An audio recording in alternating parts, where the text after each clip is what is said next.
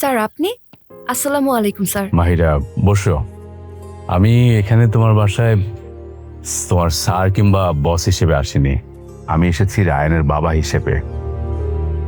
দেখো মা, রায়ান তোমাকে ভালোবাসে, আমি চাই যে তোমাদের বিয়েটা হয়ে যাক। স্যার আপনি বড় মানুষ, আমি আপনাকে অনেক সম্মান করি, কিন্তু তারপরেও আমি এই প্রস্তাবে রাজি হতে পারছি না। রায়ান স্যারের প্রতি আমার কোনো অভিযোগ নেই, কিন্তু তাকে আমি বিয়ে করতে পারবো না। কেন মা, তোমার আপত্তি কোথায়? কোনো সমস্যা থাকলে আমাকে বলো, আমি তোমার বাবা মার সাথে কথা বলেছি, তারা তো রাজি। রাজি? আমি তো রাজি না, আর আমি ওনাদের সন্তান না। ওনারা আমার শ্বশুর শাশুড়ি। আজ সন্ধ্যায় ঢাকা থেকে কাঠমান্ডুতে অবতরণের সময় ফ্লাইট H370 যান্ত্রিক ত্রুটির কারণে রানওয়েতে আছড়ে পড়ে আগুন ধরে যায় এবং আরও জানা যায় এই বিমানের আনুমানিক 100 যাত্রী সহ পাইলট আবরার মাহমুদ নিহত হয়েছেন। আবরার বলতো আকাশ থেকে ফিরে আসবো সব সময়। সেদিনও বিশ্বাস করেছিলাম, কিন্তু আকাশ তাকে আর ফিরিয়ে দেয়নি। জানো, আমার না খুব ভয় করে। ভয়?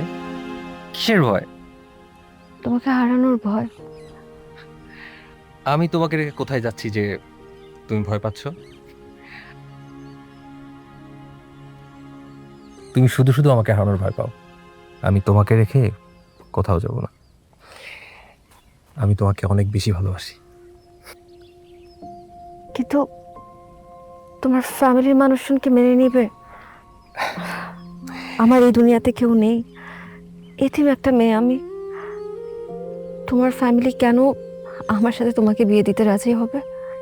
শোনো, আমার ফ্যামিলি যথেষ্ট ব্রড মাইন্ডেড, আর আমি আমার ফ্যামিলিকে না যতটা ভালোবাসি, তারা আমাকে তার থেকে অনেক বেশি ভালোবাসে। আমার ডিসিশনই তাদের ডিসিশন। তারা কি আমাদের ব্যাপারটা জানে? আমি আমার ফ্যামিলি থেকে কিছুই হাইড করিনি। আমার তোমার ব্যাপারে তারা সব কিছুই জানে। ইভেন তারা তো ইগালি ওয়েট করতেছে যে আমি কবে তোমাকে বিয়ে করে বাসায় নিয়ে যাব। সত্যি? সত্যি।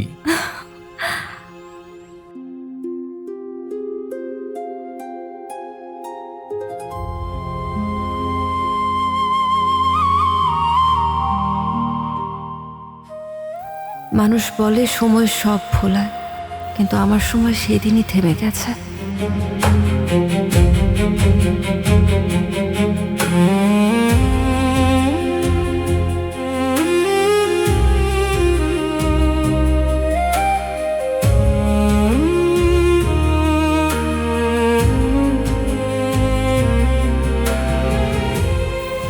আবরারই ছিল আমার প্রথম ঠিকানা। তার আগে আমি ছিলাম শুধু একটা নাম, কারো খাতায় লেখা, কারো বুকে নয়। বাবা মা এই শব্দ দুটো আমি প্রথম বলেছিলাম আবরারের বাড়িতে পা দিয়ে। আবরার চলে গেছে, কিন্তু ওর বাবা মা তো আছে। ওদের ছেড়ে গেলে আবার সেই এতিম মেয়েটা হয়ে যাব। আমি ওনাদের ছেড়ে যেতে পারবো না। এটা দায়িত্ব না, এটা ভালোবাসা। এটুকুই আমার বেঁচে থাকার কারণ।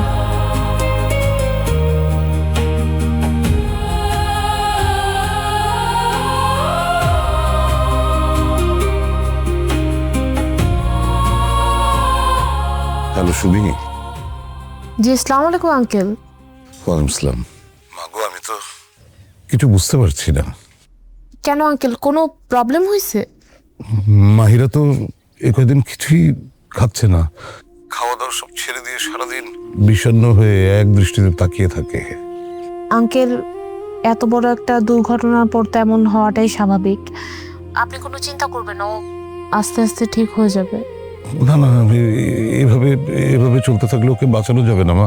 আমার ছেলেটাও নেই, আমি আর কি করতে পারি বলো তো? ওর কষ্ট আমার সহ্য হচ্ছে না মা।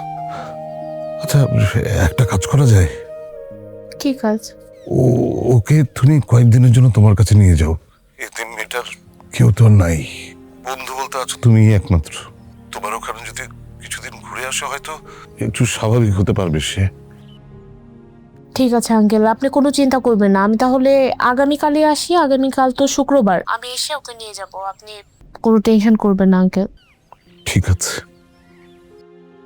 আচ্ছা, অনেক দূর থেকে তো আসলি, তুই রুমে যা, একটু ফ্রেশ হয়ে নে, আমি তোর জন্য একটু চা করে আনি। হ্যাঁ,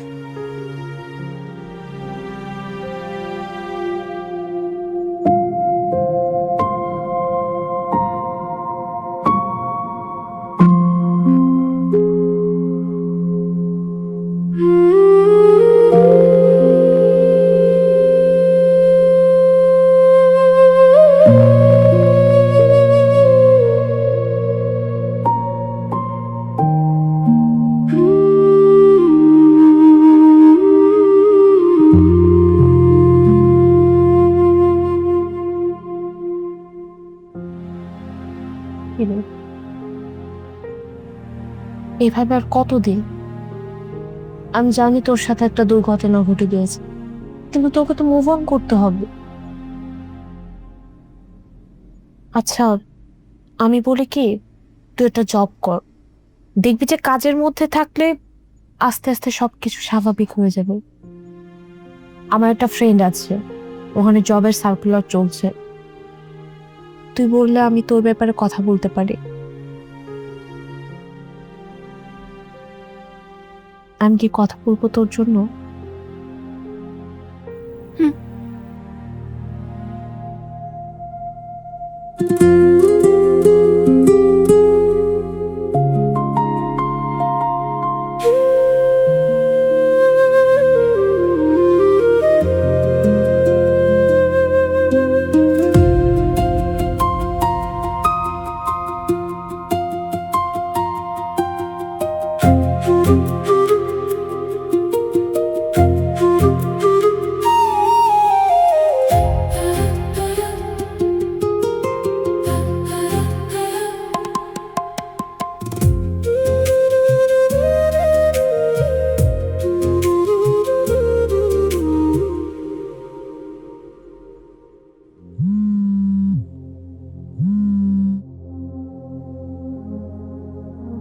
আসসালামু আলাইকুম। ইয়েস। হ্যাঁ, আমি এখনই মিটিংটা ফিক্স করে দিচ্ছি। কত তারিখে লাগবে আপনার?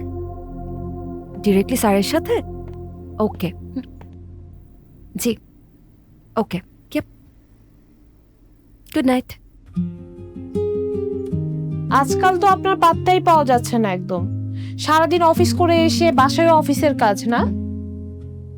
ঠিক আছে, যাই হোক, ভাল লাগছে তো জব করে? আচ্ছা, চা কফি কিছু খাবি? Coffee possible? হ্যাঁ, তুই ফ্রেশ হয়ে আমি কফি নিয়ে আসি। শোন। হ্যাঁ, thank you so much. Fresh হ।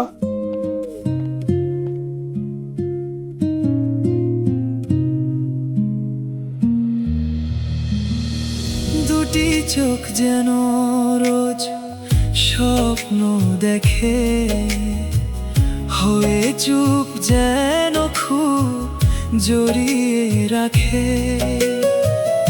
এই মন সারাক্ষণ খুঁজে বেড়ায়, অনুভবে প্রতিদিন গল্পে হারায়। যতটা সময় বাঁচবো আমি, বাঁচবো তোমার নামে।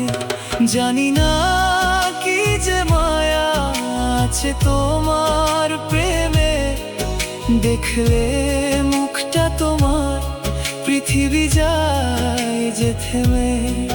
জানি না কি যে মায়া আছে তোমার প্রেমে, দেখলে মুখটা তোমার পৃথিবী যায় যে থেমে।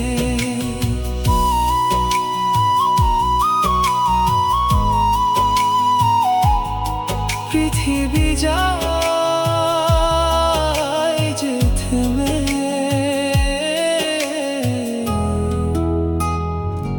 পৃথিবী যায় যে থেমে।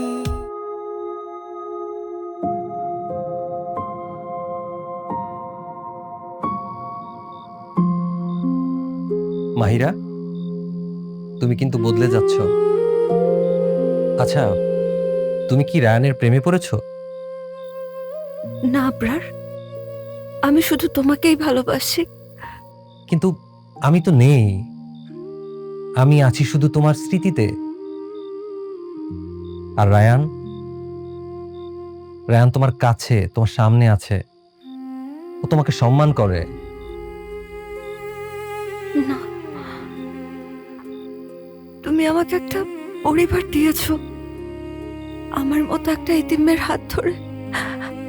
তুমি তাকে তোমার বাড়িতে আশ্রয় দিয়েছো, সেখানে আমার মা বাবা বোন আছে। আমি তাদেরকে ফেলে তোমাকে ভুলে কি করে আরেকজনের হাত ধরবো বলো? আমি গ্রামে ফিরে যাব, বাবা মার সাথে থাকবো, বাচ্চাদেরকে নিয়ে থাকবো, ওদের সেবা করব, এটাই আমার নিয়তি।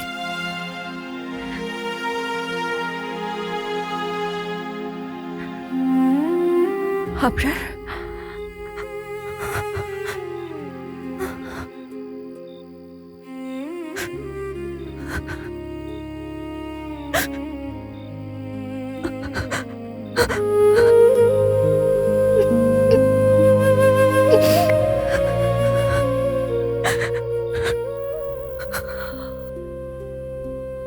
আপনার ছেলে হয়তো আমার এই অতীতের কথা জানতোই না। জানলে আর যাই হোক, আমাকে ভালোবাসতে পারতো না, অনেক আগে চলে যেত। তুমি তো ভুল ভাবছো মা, রায়ান সব জানে।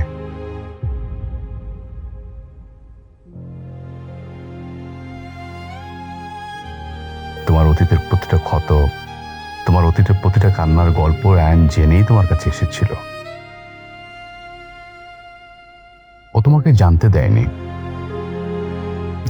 এই কারণে যে ওর ভালোবাসা যেন তোমার কাছে করুণা মনে না হয়।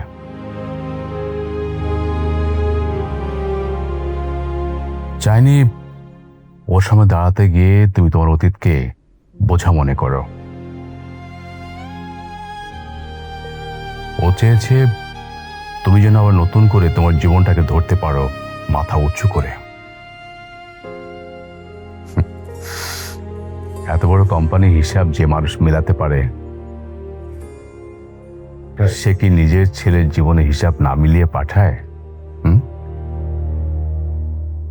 আমি তোমাদের ব্যাপারে সব জানতাম, রায়ান তোমাকে ভালোবাসে, কিন্তু আমি দেখতে চেয়েছিলাম সব জানার পরও আমার ছেলে তার ভালোবাসাকে সম্মান দিতে পারে কিনা। ভালোবাসা শুধু পাওয়া না মা, ভালোবাসা মানে কাউকে তার ভাঙা অংশ সহ গ্রহণ করা।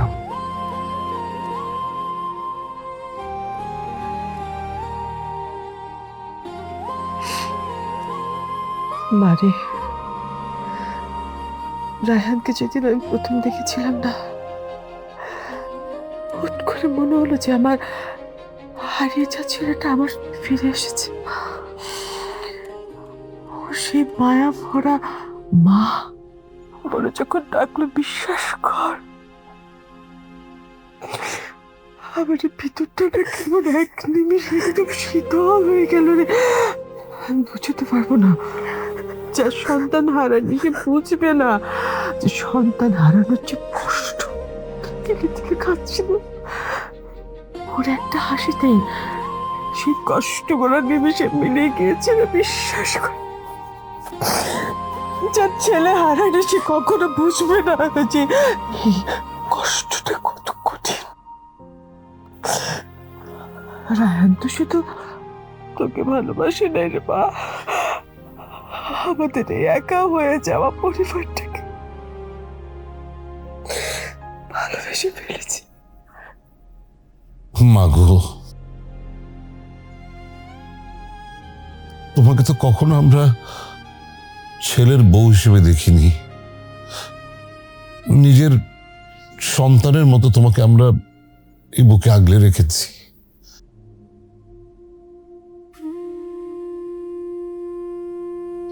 মাগো, নিজের সন্তান হলে তাকে কি আমরা এভাবে নিজেকে শেষ করতে দিতে পারতাম? পারতাম না।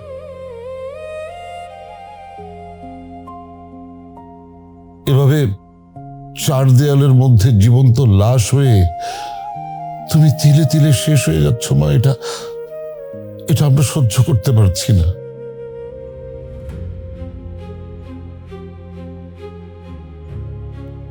রায়ানের চোখে আমরা কোনো জেদ দেখিনি মা, বরং দেখেছি তোমাকে এই অন্ধকার থেকে আলোর পথে নিয়ে যাবার সেই তীব্র আকুলতা। মা, তুমি যাও, রায়ান তোমার জন্য অপেক্ষা করছে, কোনো উত্তরে আশায় নয়, একটা প্রতীক্ষায়। যাও মা।